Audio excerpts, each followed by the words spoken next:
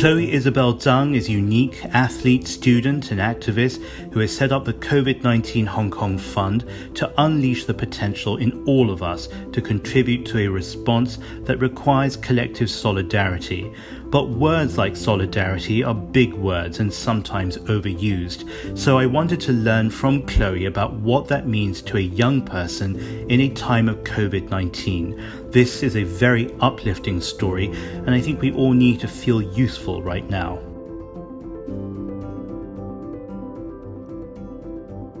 My name is Chloe Isabella Tsang. I'm 17. I'm a junior at Stanford University's online high school. I'm also a competitive tennis player and a human rights advocate.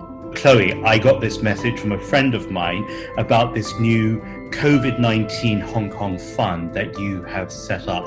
How long did it take and what does it mean? I set this up maybe about a month in the making. A lot of thought had gone into it and obviously into the planning and things like that. And we released it and it went live. And I'm really surprised by how much traffic it's gotten since then. What it means basically is do something for good. And obviously with this particular crisis right now, it's a representation of Hong Kong's youth taking responsibility in being part of Hong Kong's community. I feel like the whole protests and, the whole political situation, it has definitely given the world a rather negative conception of us and, with the media and things like that. There's a lot of things I feel like that people don't necessarily see from being on the ground and being here in Hong Kong. The whole point of this COVID-19 Hong Kong Fund was to change that and to show that that's not all Hong Kong's youth are and that we're a lot more than that. You use the word community. What does community mean to you? Community to me means unity. I feel like when you live in the big city, at least in Hong Kong, it's a lot of a kind of a worker city. It's a money city and it's a finance center. And a lot of the times you see these divisions in the classes very, very distinctly.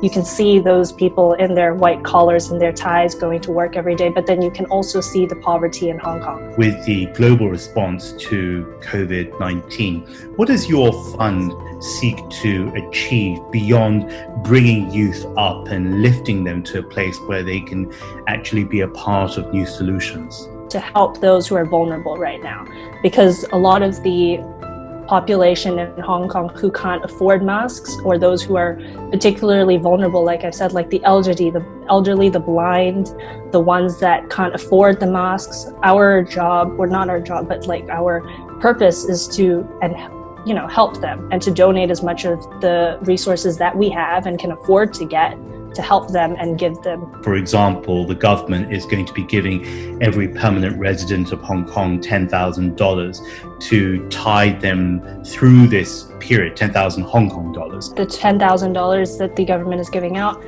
those who can afford to give them away, we're asking them to consider donating that to those who need it and to give it into the supplies that people would need.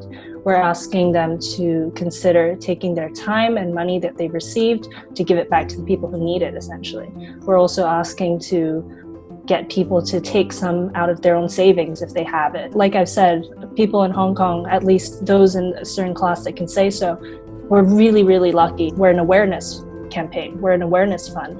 We're not asking them to take money out of their pockets and to put it into this particular campaign and fundraiser. We're asking them another thing was to fundraise to your chosen charity. This is what makes your fund so interesting, because it's more of a giving fund. What are some of the other ways that people can give? Another one of those steps that we've taken and suggested people to do is to do online tutoring.